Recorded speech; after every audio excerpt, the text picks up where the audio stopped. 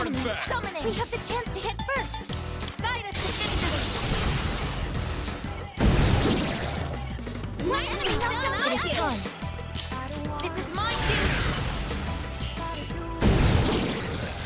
That was amazing, sister. It's time for an all-out attack. Don't hold anything back. Critical hit. Hey everyone, it's Scott from RPGFan, and it's been a bit since our last video preview. But the RPG scene is heating up once again in this crazy year of games, and today we're going to take a look at the upcoming DLC for Persona 3 Reload, episode Aigis. As always, there will be a written version of this preview on the website and in the description below, so please enjoy. Thanks to the great people at Atlas, I recently had the privilege of trying out a small portion of episode Aigis. Episode Aigis is often known by its original name, The Answer, which is what the section of the game is called on the FES release of Persona 3 back on the PlayStation 2. It was essentially DLC to the game before DLC was actually called DLC. An extra 20 to 30 hours tacked onto an already amazing game. Sign me up! Most of us at the time were on board with rebuying the FES version of Persona 3 for not only the rebalanced and adjusted main game, aka The Journey, but also to play the epilogue to one of the best RPGs released on the system at that point. However, the answer was not what many, including myself, expected. The worst part of the original Persona 3 were the long stretches of Tartarus, where you do nothing but go from floor to floor with nothing happening story-wise. And that's essentially the entire gameplay of The Answer. It's a slog of a dungeon crawler to try to get through. It was difficult, tedious, and worst of all, very divisive story-wise. I could go on and on about my dislike of The Answer, but it's now 2024, and we have a fancy new version of Persona 3. Persona 3 Reload did a lot to mitigate and change a lot of the big glaring issues of the original game. So can episode Aigis do the same for The Answer? Yes.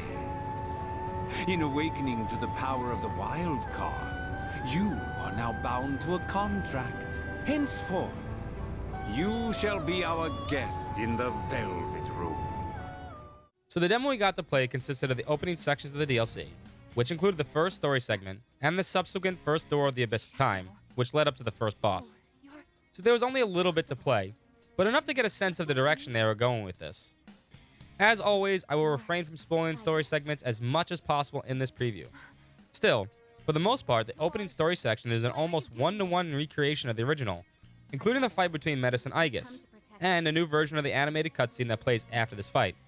In fact, there will be all new animated cutscenes throughout episode Aigis, including a new opening and ending.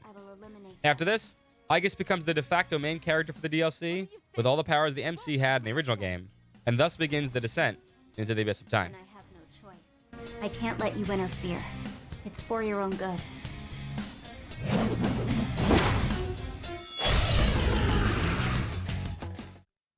Some gameplay changes can be noted right off the bat for episode Aigis.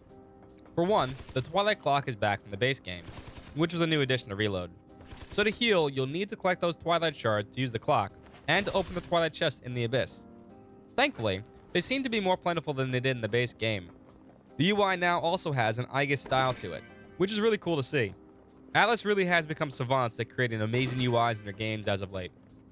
Aigis also has a bunch of different on-field action abilities compared to the MC. She can lock on enemies from a distance and fire upon them to engage in combat. I noticed it seemed more precise from far away, but when up close to any object, it fires at a wide angle to help engage shadows that might creep up on you. I feel this will continue to be updated as the game progresses, just like you can get new abilities in the base game for the MC. Enemy attack! Just hold on for now! There! The best bet would be Persona! So the same rules from the main game apply depending on how you engage the shadows. Sneak up and attack first, and you get a seize advantage, and a new battle track will play, which, by the way, is a total banger. If you get snuck up on, or engaged on equal footing, you will get a new version of Mass Destruction, a remix of the one used in the original Answer. Combat hasn't changed much from the base game either. You can use shift off the bat, and have access to 4 characters to start, including Metis. Metis now takes the role Aigis previously had, with a third attack being Orgia mode, and relying primarily on physical skills. She does have access to Bufla and a few support abilities to help fill Mitsuru's role early in the game, since she is not available at the start. Metis' personality skill allows her to build 3rd gauge from when she shifts from Aigis.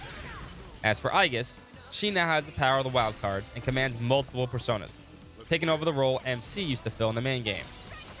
I noticed she had a new third attack that MC did not have, Justice, a medium pierce ability with a high chance to crit onto all targets, using Power and Archangel.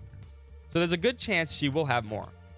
It also seems every character might get a new third attack as well, since they only have one of the two they have in the base game. So all in all, there aren't many big changes from the base game. Please come to your senses! Switching mode. Calculating trajectory. Target locked. There's nothing I can do. You stop me! Two remaining. Target eliminated. Keep it going, Menace. One thing I couldn't check was if the compendium could be used in episode Aigis, since I wasn't allowed back in the Velvet Room after the story segments. For those who do not know, one of the hardest and most annoying parts of the original answer is that Aigis never has access to the compendium. It makes it pretty brutal to get the persona you may need for certain bosses back then. I believe this will be changed for episode Aigis, especially since 30 attacks are tied to what personas you have unlocked in the compendium. Also, because we are only allowed to do up to the first boss, we couldn't see any additions that there might be to procuring items and equipment outside of the Abyss of Time. I have faith that much of the stuff will be readily available in episode Aigis, as it seems the developers understood what made the original answer so annoying to play. As for the first boss, it was noticeably different from the first boss of the answer. He went down pretty fast on my 30 attacks, so I can't give any kind of combat analysis on his abilities or weaknesses like I normally would. Beating the boss led to the end of the demo, and my time with episode Aigis was over. I've always been a person of second chances, and after getting a chance to experience a bit of this myself, I'm now more than ever willing to give this DLC a second shot, even though I despise the original answer. Episode Aigis releases worldwide on September 10th, and if you are still on the fence, you can always join us over on our Twitch channel on release day, as we play through it as part of our summer marathon of Atlas games, in order to prep ourselves for Metaphor Refantasio in October.